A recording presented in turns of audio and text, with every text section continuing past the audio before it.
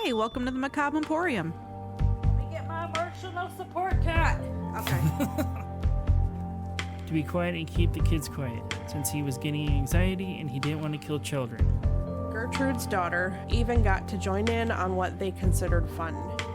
Tell us about the giant turtle. Alan never showed up, nor was he ever heard from again beyond that point.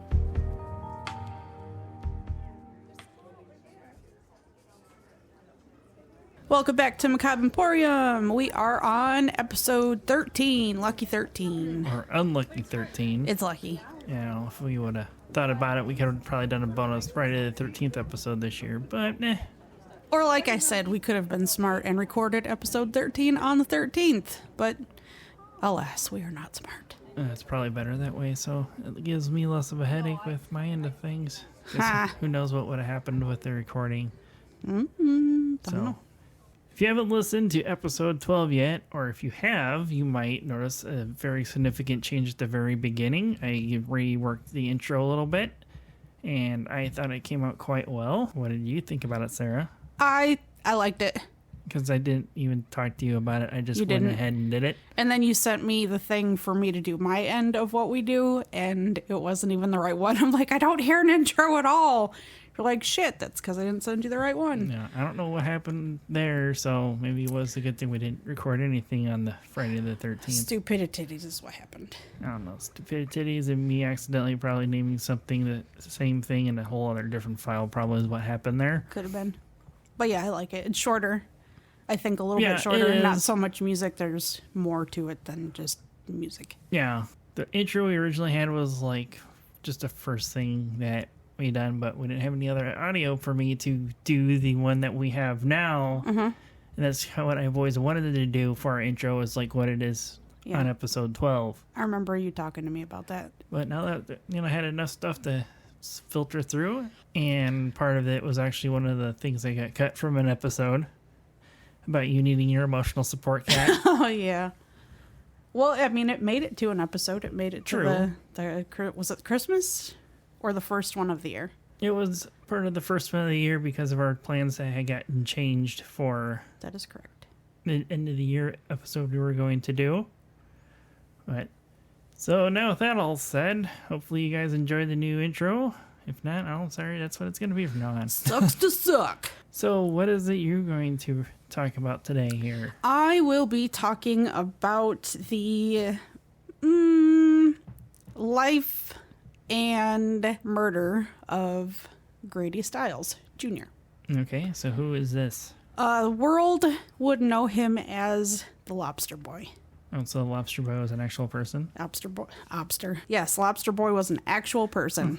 I didn't know that. That should be quite interesting to hear. You didn't know that? No. What are you going to talk about? I'm going to talk about probably one of the worst disasters in American circus history that's ever happened. It is what also be known as the day that the clowns cried. Okay. The Hartford, Connecticut circus fire. Never heard of it. Yeah. All right. Gibsonton was a small town on the coast of Tampa Bay in Florida. It was also a haven for circus freaks and is home to the International Independent Showmen's Association. This happened to be one of the very few places in the U.S. that allowed keeping circus animals on residential properties. So I was going to make a Carol Baskin's joke, but I'm going to... Carol Baskin killed her husband, whacked him. Anyways... Those that worked for and with the circus lived in a mobile home park near to that called Bullfrog Creek. If you were to go there now, there's still a plethora of vintage circus equipment. You'd find anything from trailers to rides, pieces of rides, and just all other various, sorts of equipment that kind of are landmarks today.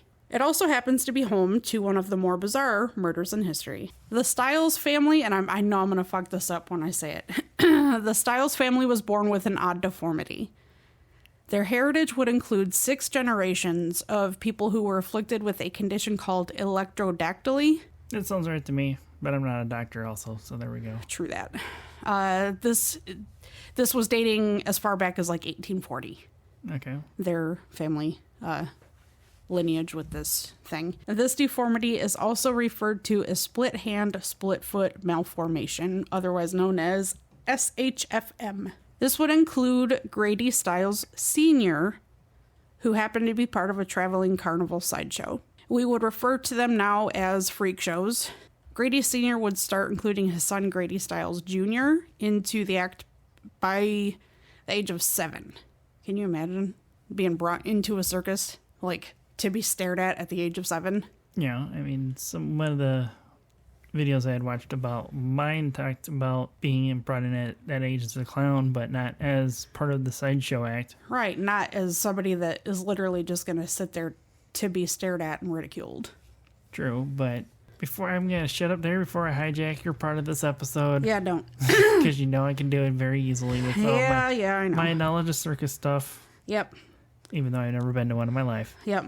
Having the affliction they did, they were mercilessly ridiculed and harassed by spectators. However, being the main attraction at the Carnival's Freak Show made for very good payment. Can you guess how much they would get paid per season? Probably less than $50 a year. Ha! No. Sometimes upwards of $80,000 every single season. Sorry. Okay, so I was thinking like this was like way, way earlier. Well, it would have been early 40s. Yeah, but still, that's like... That's a lot of money for back then. Right, I was thinking like way farther back than that. But So even though it paid, sometimes paid upwards of $80,000 every single season, was it worth Grady Sr. knowing that he was subjecting his son Grady Jr. to ridicule, pain, and anguish? I don't think so. That's just me. Grady Stiles Jr. was born on June 26th in 1937. He was also born with electrodactyly, as it is a genetic trait. This caused Grady's hands to be shaped like lobster claws. You get bonus points if you tell me what movie that's from. I don't remember, but I heard it. Bonus points to anybody that can say what movie that came from. I'm not going to say what it was. So you're going to leave me in wonder about... I'll tell you after. Okay. But if anybody can actually answer that. With his condition, it caused the 3 middle fingers to be absent or to be like fused to, well, it would be like this. The pinky and the thumb. Okay. So you're saying my It either- pinky and ring finger would be fused together, It and then could- my middle and...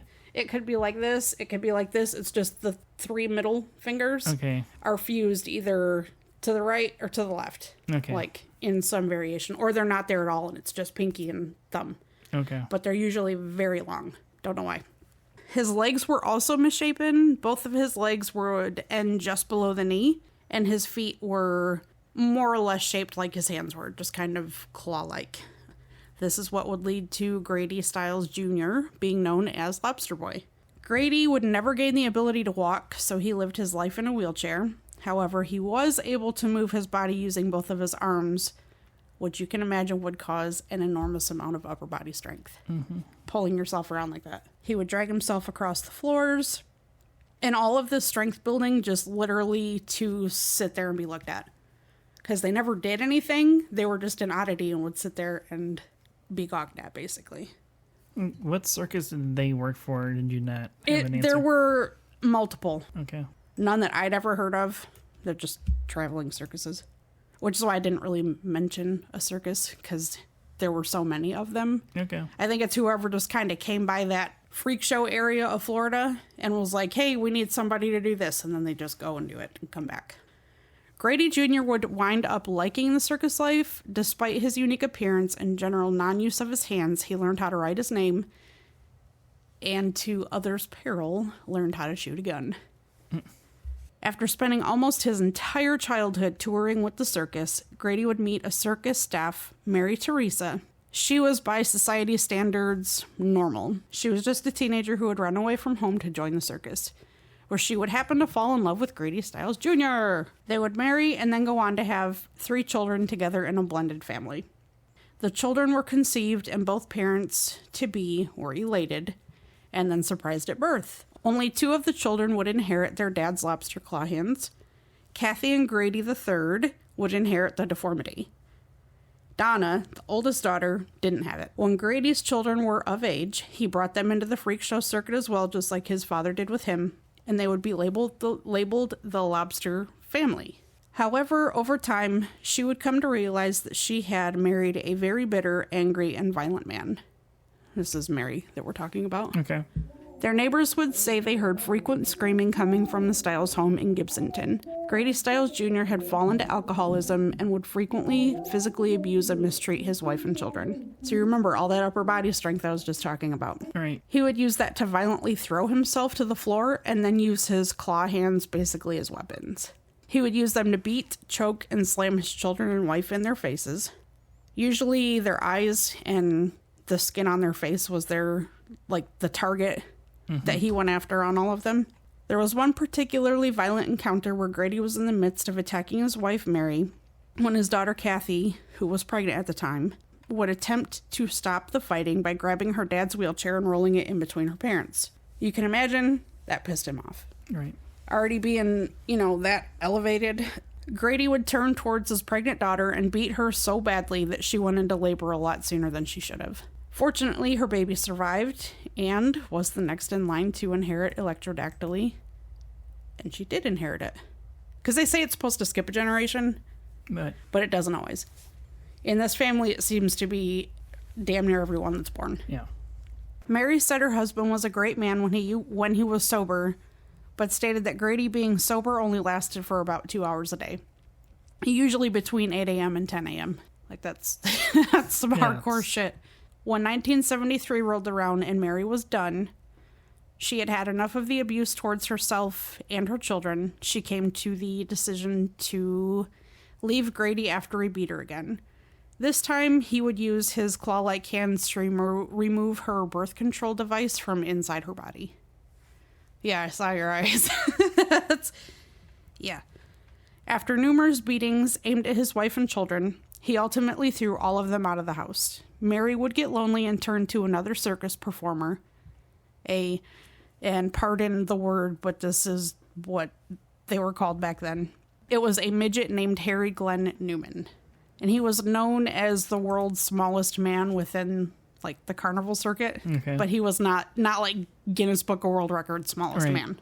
The children somehow made it back to Grady's house and were left there to endure every bit of rage their father had. One of Grady's daughters, Donna, she was the youngest one, I believe. She had gotten engaged to a guy named Jack Lane when she was in her late teens. Grady, of course, was not happy with this. Donna didn't seem too concerned about whether her father gave a shit or not. She was really just ready to be away from him and free from him, his abuse, and control once and for all. Right. This was seemingly her main reason, if not her only reason, to actually get engaged and get married. She would insist upon living with Jack, with or without her father's approval. Grady and his control over his family was not something that he was simply going to walk away from or let walk away from him. He threatened Donna that if she didn't leave Jack, that he would kill him. Jack arranged a meeting between himself and Grady to discuss the marriage in question. Jack would have insisted that he and Donna were going to marry whether Grady gave his permission or not.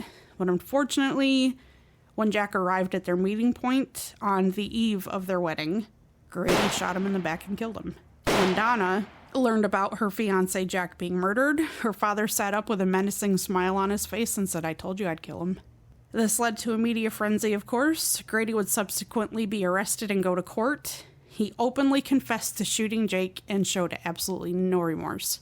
Yeah, with his alcoholism and whatnot and his violent ways, yeah, he's saying you take shits about fucking anything. And he didn't. He absolutely didn't. And plus the life of ridicule, being a ridicule of a circus performer on top of that. He probably felt that it was like his way of getting back at a normal person. Mm-hmm. I mean, I can only assume. Right. I don't know. Unfortunately, he would never see the inside of a prison cell for the crime he committed, as the prison systems were not equipped to deal with his disability. I mean, all they needed was a wheelchair. Right. He could wipe his own ass. He can sit in prison. Yeah, they probably just assumed that, we're going to have to dedicate staff to, him. Yeah. And take care of him. It was like, it's whatever. So what do they do? Just let him go scot-free? Well, the courts found that committing him to prison would have been nothing short of cruel and unusual punishment for him. And with that, they allowed Grady to be home on house arrest and probation for 15 years. For murdering somebody. With him basically being pitied and not being sent to prison, Grady felt invincible. He would go back home and continue to abuse his family, taunting them with, "I killed before and got away with it, and I can do it again." Towards his family. Right. Asshole. For the sole reason that after Grady was sent home, he had quit drinking for a while. Mary chose to return and remarry him after she left her midget husband that she married after Grady. This time it took Mary no time to say enough is enough. On November 29th, 1993, Grady Stiles Jr. was shot and killed by a hired assassin. The shooter was a 17-year-old sideshow performer named Chris Wyant. He was a neighbor of the Stiles family. Mary and her stepson Harry paid $1,500 cash for Chris to put 3 bullets in Mary's skull. Damn, circus performers don't fuck around. Or their wives, apparently. Wyant was convicted of second-degree murder and was sentenced to 24 years in prison. Harry, which was Mary's stepson, the son of her ex, was considered the mastermind behind the murder, and he was convicted of first-degree murder and was sentenced to life in prison. Mary would be convicted of conspiracy to commit murder and was sentenced to 12 years in prison. And I honestly think they should have just let her walk for everything that, like, her and her kids had to endure through from this guy. But still, well, that she committed a crime. So did he. I understand that. And he still got to go home and continue to be the asshole he was before he got... Right. Yeah, anyways. Mary stated, "My husband was going to kill my family. I believe that from the bottom of my heart. I'm sorry this happened, but my family is safe now." I don't know. I think she should have been able to walk away like he did. After the death of Donna's fiance, Jake, and the death of Grady Lobster Boy Stiles, the family had no choice but to continue on. Son, Grady III, now has a daughter named Sarah, and she did not inherit electrodactyly. Oh, that's good. But is it with or without an H? Without the inferior Sarah. Anyways, daughter Kathy is married to... Wait, let me go back to Grady III. Okay. He is now married to... Okay. He also does the Carnival circuits because he has electrodactyly. Okay. He is married to the bearded woman, and that is who he has a daughter with. And they're currently alive now. Yeah. Okay. Yeah. Grady Jr., he died in 1993. Like, yeah, they're all still alive. Okay. Yeah. There were so many Grady's thrown in this. I'm trying to keep track of which one's which. So. Yeah. Okay, so there was Grady Sr., which was like the dad, the grandfather. Okay. Grady Jr. is the one we know as Lobster Boy. Okay. Grady the Third is Lobster Boy's son. Okay. We'll call him Lobster Jr. Anyways, daughter Kathy is married and has a daughter named Misty. She did inherit electrodactyly, so she's got the crab claws. I could not find anything about Donna, which is the one who had her fiance.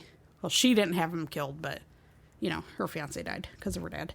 Mm-hmm. All 3 of them still perform in the circuses from time to time. Kathy even took up acting and appeared in a series called Carnival that was on HBO. It's always something I wanted to see, but we don't ever have HBO. Right. And she was also in the Tim Burton movie called Big Fish. No, I never saw that. Oh, you'd love that movie. Grady was buried with his dad, Stiles Sr. Okay. In the Showman's section of Sunset Memory Garden Cemetery in Thanato-Sassa. Seriously, look at this name. I don't know how to say it. I don't know. This is why I look at pronunciation guides and I write them out next to my words. Right here. Thanato-Sassa. That's what it looks like to me. Okay, so Thanato-Sassa, Florida. I'm going to spell it Thonotosassa. Thanato-Sassa. That's what I'm going with. According to Wikipedia, Stiles was reportedly widely disliked in his community, so much so that only 10 people came to his funeral. Nobody volunteered to be his pallbearer. Wow. So did they just like drive the hearse in reverse real fast and back and hit the brakes? Hit the brakes? No. I don't know. But with all that said, with that being the story, Grady Stiles was a very notable and noticeable person. He was used as reference in a lot of things. So now I have some Fun facts. Yeah. Okay. If you're around our age and listen to like rock, grunge, alternative in the early 90s, because really who the fuck didn't? Right. The album Freak Show by Silverchair. Okay. He is the face on the cover of that album. I never really listened to Silverchair, but I'm going to have to look that up now. Though. Yeah, I love Silverchair. Wait, which Grady are we talking about here? Again. The Lobster Boy, not So- the grandfather. It's the dad that became world known as Lobster Boy. Okay. Yes. So, cover of that album is a drawing of Grady, his face. His story was referenced in Freak Show, which was a season of American Horror Story. There was a character with electrodactyly that was played by Evan Peters. If you look closely in the opening credits, there's a tiny statue that you'll see move just a tiny bit of the hand, like the hands move, and the head, I think, if I remember, turns I don't remember just so long slightly. since we watched it. It's it looks like a little porcelain figure, but it is of Lobster Boy. Not the one that Evan Peters played, because that was Right, Jimmy I Darling. figured you assumed that the actual... It was supposed to be Grady Stiles. And in episode 3 of that same season, you can see an actual picture of Grady Stiles in the American Morbidity Museum. That was one of my favorite So seasons. there's no actual proof if he was, fired out by bored housewives like he was in American Horror Story? Nah. A person named Lobster Boy appears in a Deadpool comic, and in that comic, Deadpool was hired to assassinate him. So they just kind of chalked it up to reference of Grady Stiles with Yeah. him being assassinated and all. But that's all I got. What'd you think about that? Like I said in the beginning, I didn't realize Lobster Boy was an actual person. I just thought it was made up for American Horror Story, being based off of Circus Sideshows at the point. Yes, but he is real. Yeah. And he was a real asshole. Yeah, he was. Not anywhere close to the one in... Well, I mean, the one in American Horror Story was, but not anything like this one was. The Lobster Boy from Jimmy Darling wasn't an asshole. He had his moments. Not. Well, Nah. you watched it more times than I did, so... Jimmy Darling was not an asshole. Although, he was real good at one in the pink, one in the stink. Yeah, that he was. Of course, that's the one thing we both fucking remember about it. I mean, those scenes were very memorable. Right. Yeah. Went from Tupperware party to... Fisting party. yeah. Clawing party, maybe? I don't know. A clawing party? Yeah. I don't know what else to call it, so... And anyhow. Well, yeah, like I said in the middle, like, at one point, it's interesting that I have this fascination with circuses because I've never been to one in my life. Not even like a Ringling Brothers? Nope, never a single one, not even one what's called a mud show. I've not ever been to one of The those. fuck is a mud show? A mud show is one lower tier circus. So like a lower, like a one ring circus basically. We're not talking about like Barnum and Bailey's and Ringling Brothers and stuff like that. Okay. Mud shows are very, very small basic ones, kind of like the one from American Horror Story Freak Show. Oh, okay. I've never heard them called that. And mud circus is an older term before a trained circus started traveling by rail. Oh. Could also be a whole other episode with, that long-term modeling project that's kind of been Definitely been put on the back burner. mothballed, basically, you could say. Uh-huh. Even though when I did buy that was intentionally meant to be a long-term project for as large as it's going to be. Right, but it'll never be a project if you don't do anything with it. No, I know, but it is. what Although, it is. with that said, I would like to eventually go up to Baraboo. Yeah, I still would like to go there, even though I'm not doing this project. Yeah. This project that I keep mentioning, and you're probably wondering what it is that I have an HO scale version of the Great American Circus Train from the Circus World Museum up in Baraboo, Wisconsin. As Sarah just mentioned, it's housed in the headquarters for the Ringling Brothers Circus in Wisconsin.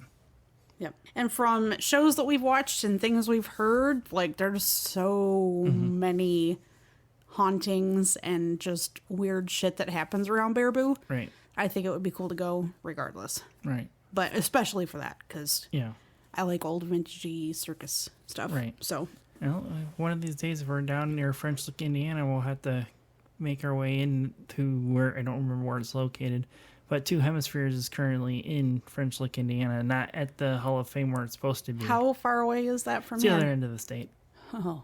Yeah.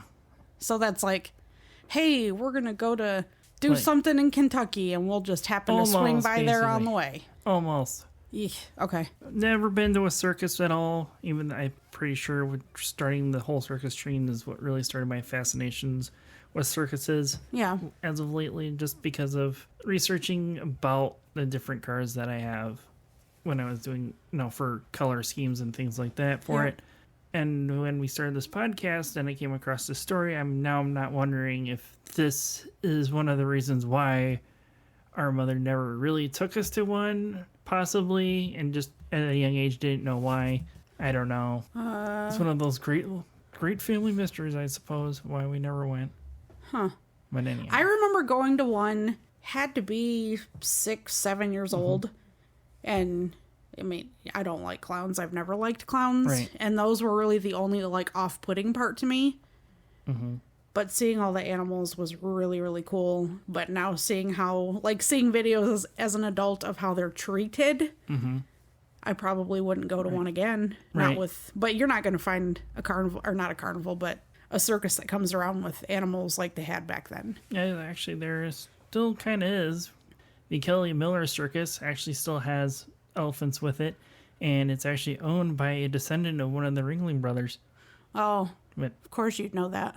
I literally found that out last night when I was finishing up my research for this. Oh, I've never heard of it, so it mustn't be something that's still going on. Or No. They said that they go to much smaller towns generally is where they go. yeah, They were kind of be your modern day mud circus, as I had mentioned earlier. Are you ready to hear about this? yeah. Let's hear about the fire. Fire. I don't know if you'll be that excited by the time I'm done with this. Probably not. Yeah. So, that said,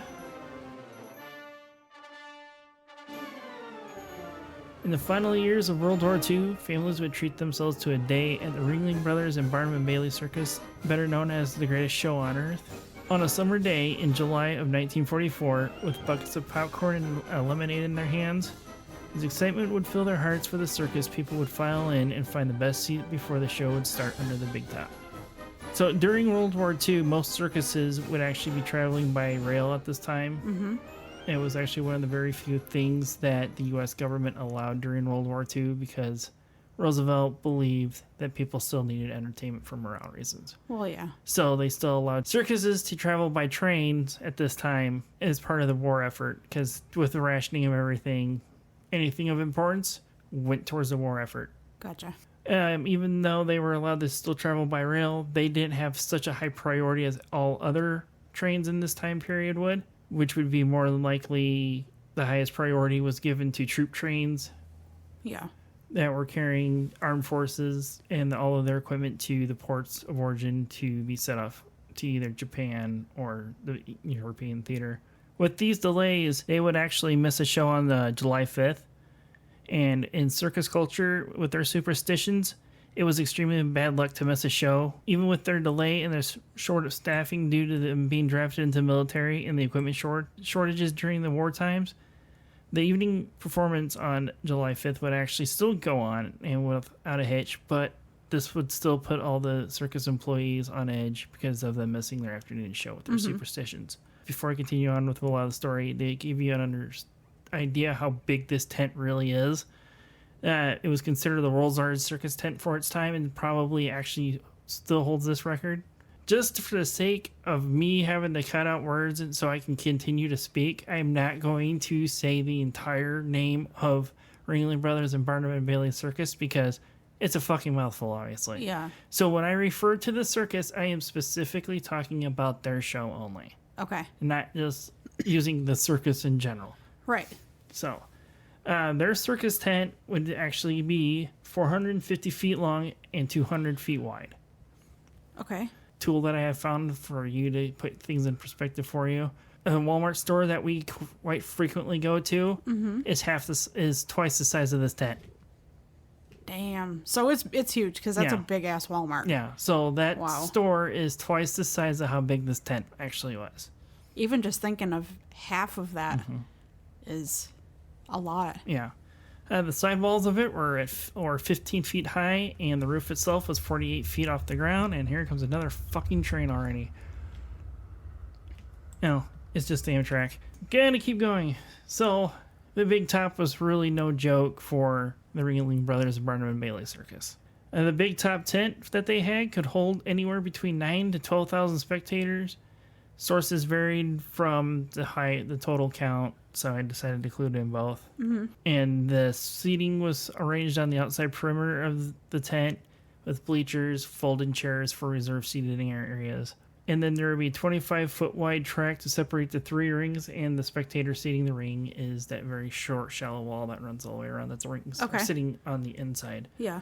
The tent would actually have nine separate entrances all the way around the entire perimeter of the tent, but the two on the north side of the tent would eventually be blocked off by what's called an animal chute, so they could transfer the animals from all the separate acts, minus the elephants because of their size, through these tunnels Right. from their cages into where the rings are. So this is basically where your big cats and your bears and all your smaller animals were shuttled through Okay.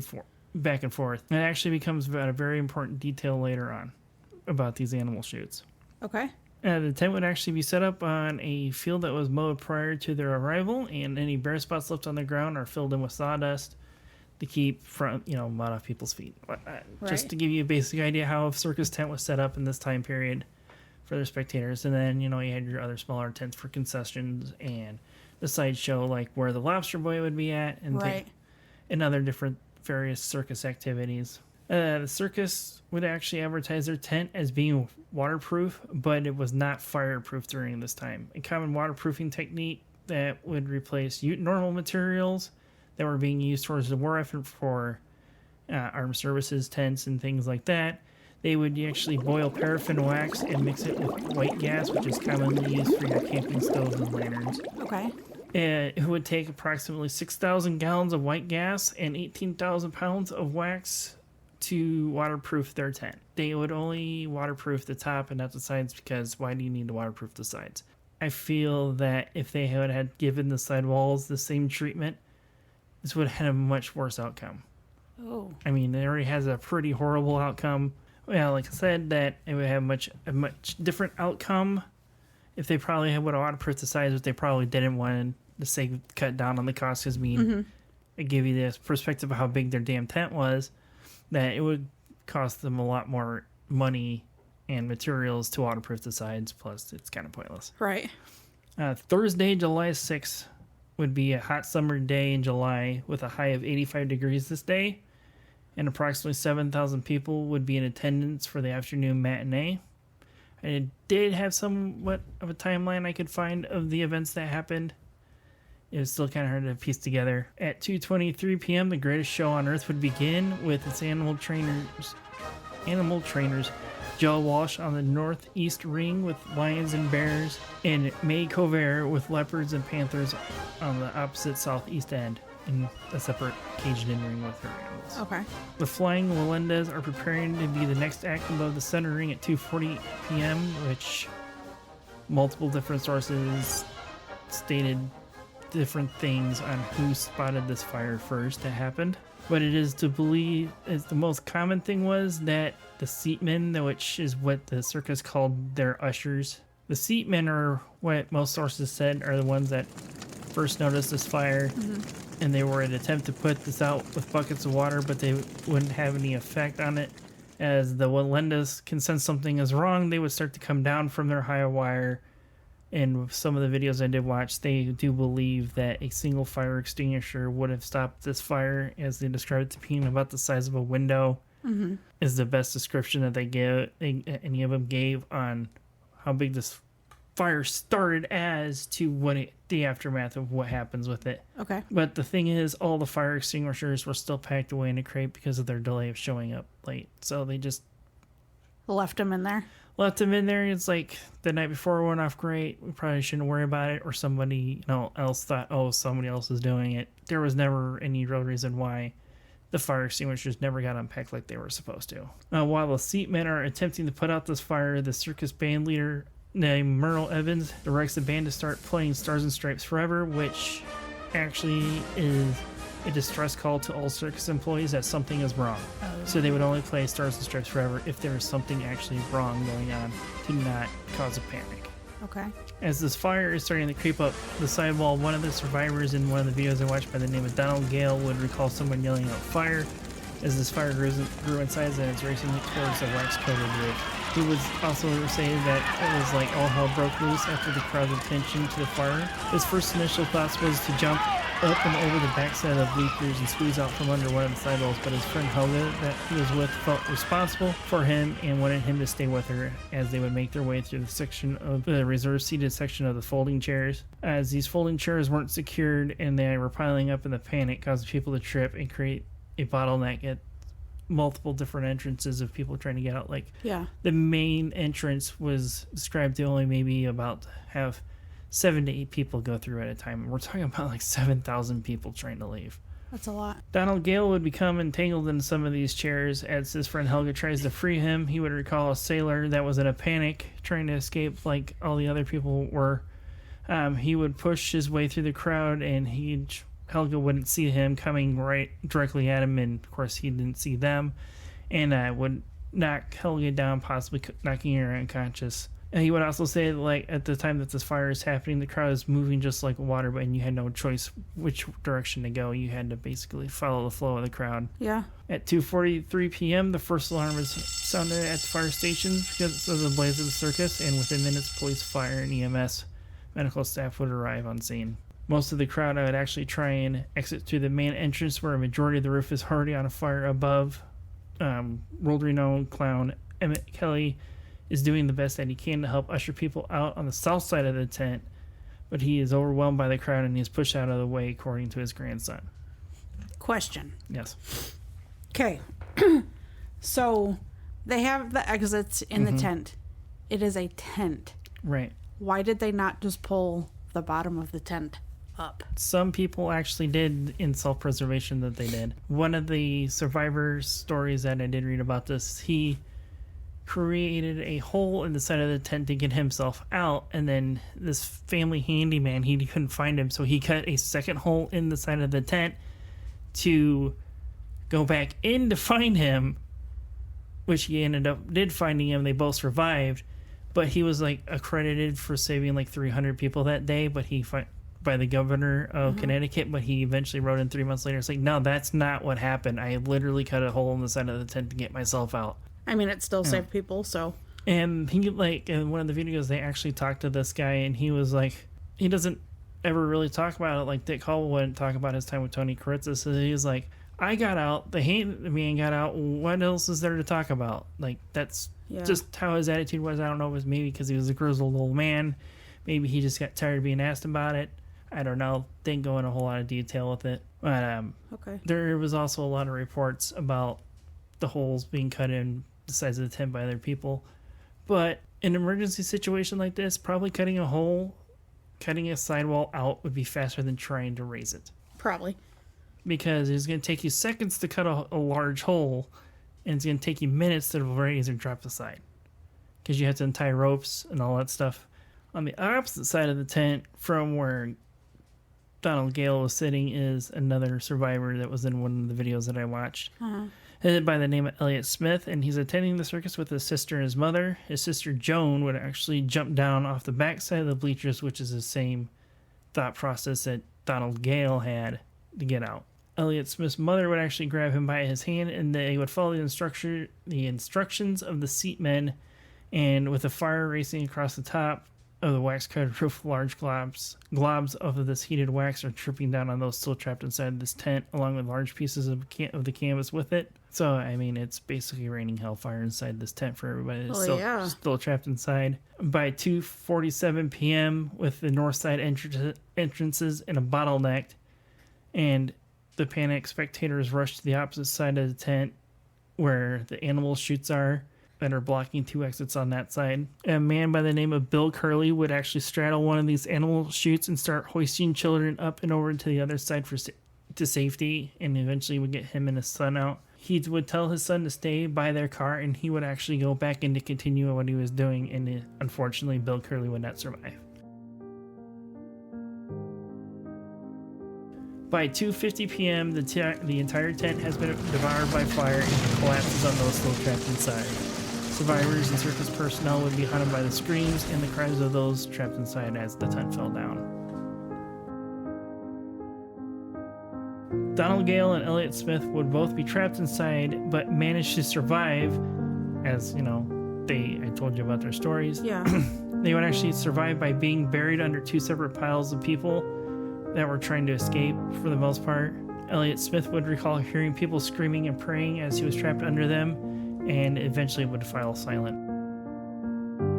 In under 10 minutes, the world's largest circus tent in the world would be turned into a pile of ash, injuring 700 people and killing 167. Donald Gale would hear the firefighters pouring water after regaining consciousness from being knocked out from being under the weight of one of these piles, but he doesn't remember if he was found by searchers on their own or if he yelled out. And Elliott Smith would remember hear the firemen spraying water as well too from their attack lines, and he would call out to be rescued. And he did say the rescuers did have to pry apart the bodies that were fused together from the wax and heat from the fire to rescue him and Donald Gale in the same manner. Jesus Christ. Yeah.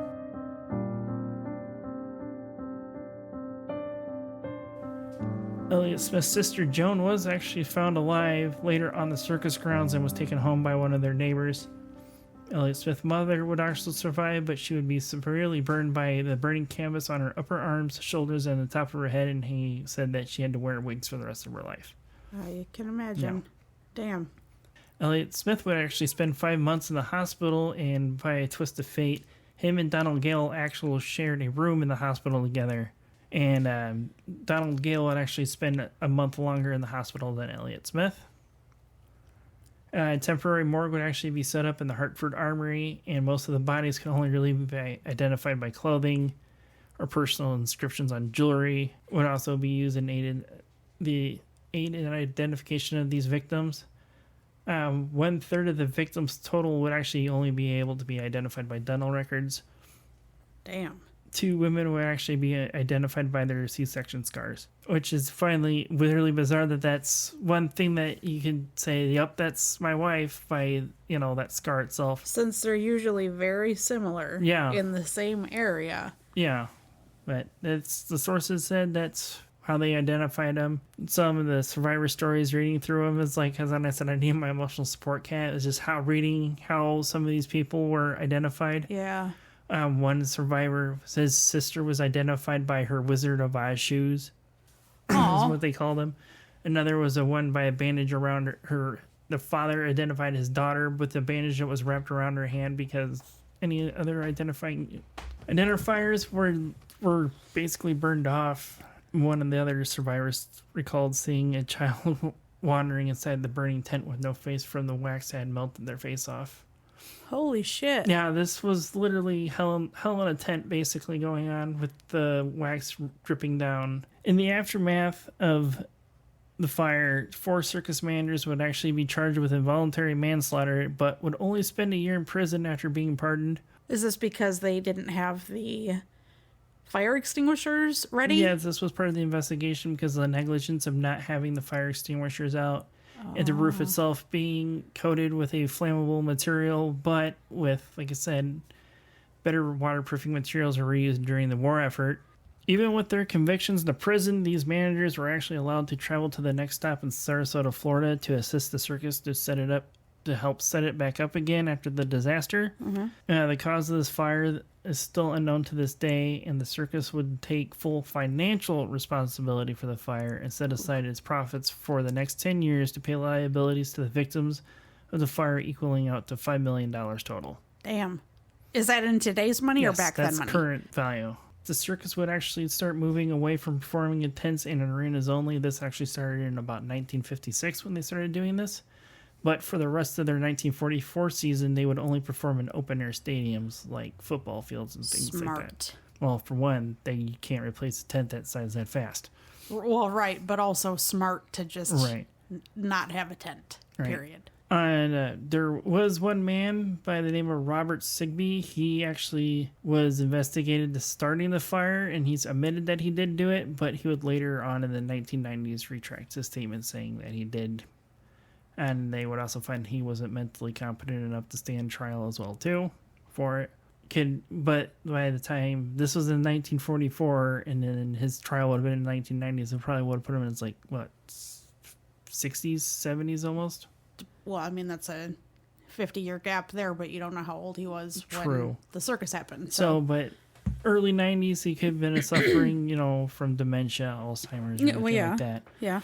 But on July 6, 2005, 61 years after the fire at the circus, a memorial would be dedicated to the victims with a large bronze medallion where the centering once sat, with their names and their ages surrounding the outside edge of the bronze medallion where the centering once stood. Okay. The footprint of the tent is actually outlined as well with dogwood trees that show the size of the tent where it was sitting at. And also there's stone markers along where the direction of the midway was to the main entrance that has a timeline on it of everything that happened that day there. Oh, damn. It's very the same timeline that I use for the most part. It's not a whole lot of information. And on the memorial bricks surrounding the medallion, there's quite a few of them. There's actually 9 pages worth of photos on circusfire1944.com if you would like to see what some of these messages are. A majority of them are from survivors or from family members of those that died this day. There's also an endless amount of survivor stories as well too, and other tellings from being passed on from people that did visit, and a lot of them are really heartbreaking to read. So one of the memorial stones, it would say on it, "Don't worry about me, I'll be okay." And I actually found this. There's one of the stories that's on there is about that. It was basically if I remember correctly, it was either a sister and brother or 2 brothers. They had found their mother severely burned, and that is the last words that she said to them. Oh, damn. Before she died on the circus grounds. With I saying about the website, circusfire1944.com, there's multiple pictures of the bricks, known amount of survivor stories. There is way too many. But there is one that I want to add it in because this man actually is living in a Alzheimer's facility, and I just found it fascinating how that just seeing these 2 letters was able to bring back all of his memories from that day. Oh, yeah. His name is Ural Goldsmith, and he was only 8 years old at the time, and he would actually escape by climbing down one of the tent poles near the bleachers that he was sitting on near the top. And he would say, while everyone else was running near the exits where it was on fire, he would actually go the opposite direction, and he would climb back up the bleachers and then down this tent pole and would squeeze out from underneath one of the side walls. The letters that he has are now part of the Connecticut Historical Society, but I still found it fascinating with both for his experience with people with Alzheimer's is that him just seeing these and it just snaps, and he remembers everything just from seeing and having these letters read to him by his daughter that found him while cleaning out his house. And to finish this out for a final curtain call, as they would probably say in the circus world, the Ringling Brothers and Barnum and Bailey Circus would actually stop operations altogether after 146 years because of declining ticket sales after they had taken out their Elephant Act in the mid to late 2010s with the pressure of animal activist groups after videos surfaced of their elephants being treated poorly, even though it was only one person. They would actually go on in the 1990s and actually start a elephant rehabilitation program. Okay. They actually, on their farewell tour, they would actually perform in Hartford, Connecticut on April 30th in 2017 at the XL Center, which is a convention center, and a minor league hockey team plays there. Their actual final performance would be in Nassau, New York, but I cannot find a date when that was. But that's the Hartford, Connecticut Circus Fire. That's crazy. Yeah. The imagery that you painted with the Yeah. little kid walking around, like that's And I don't. That was bad. there was more things that I read about, and I wasn't trying to go shock and awe. Yeah. But I'm not going to go for run-of-the-mill stuff. I'm going to go for very unique things like I have in the past for true crime things and whatnot. Yep. I might probably do some more disasters later this year. I don't know. We'll see. I will be doing I guess you could call it a disaster. Mm-hmm. Kind of. Okay. I guess. History, disaster. Yeah. Do you know which one I'm talking about? Not a clue. Oh, okay. Because if it's not on our whiteboard behind the counter here, I wouldn't be able to tell you. It is March 29th. Okay, I'll have to look at that later. Yep. So, with that said, I think it might be time we close up the Emporium for today, unless you have any final thoughts on the circus fire here. I do not. Okay. I really feel like I've heard that somewhere before, though, and I don't think it was podcast. Okay. I feel like it's something that you and I had a conversation about, years ago. We might have read something about it when we visited the Circus Hall of Fame down in Peru on our way back home. Maybe from that's fest. when you told me. It could be. We could have read something while we were there. Yeah. Also, I don't know. That place was really cool, too. Yeah. I'd definitely go back there again. Hopefully they start getting more financial help that they need down there to save those barns and everything that's down there. Maybe you could throw a link out Yeah, maybe. for, is it the Circus The World? International Circus Hall of Fame is in Peru. Peru, Indiana. Mm-hmm. Yes. And they desperately need financial assistance because the buildings, the barns that all of these amazing artifacts are in are, they're crumbling. Right. When we were in there, there were pieces of roof laying on the floor. Yeah, I'm part of their Facebook group and following through. They've cleaned a lot of that stuff up. They've had the roof has been replaced, windows have been replaced. They've repainted the building, but they still need a lot of help and a lot of work. Yeah. Even if you couldn't be able to, if we would live closer, I would definitely go help on their work weekends that they have posted. Yeah. Maybe we could do that. Yeah. Pay it forward one weekend. Yep. But yeah, I would toss a link in when we post this on Facebook so that people can go and read about that place, read what's there, and if they're able to, maybe donate to help keep that history alive. Right. Hello, Salem. Hi, kitties. Because that place was pretty cool, and I'd hate to see any of that stuff suffer more than it already had. Right. Anyhow. Hi, Salem. He says it's time to go. I guess it probably is. As Salem's you and Aunt Sarah here. So, I think it's time to close up the Emporium for the day, Sarah. What do you think? I agree. And until next time, Remember to creep it real.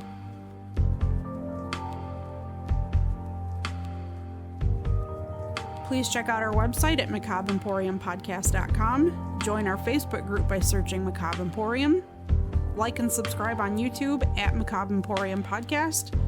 Follow us on Twitter at Macabre Emporium. And if you have any stories of the paranormal, your local true crime, or weird history that you would want us to look into and possibly do an episode on, email us at macabreemporiumpod@gmail.com.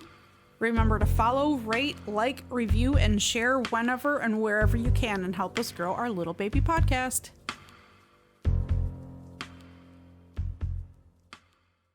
Unfortunately, he would never see the inside of a prison cell for the crime he committed, as the Jesus Christ.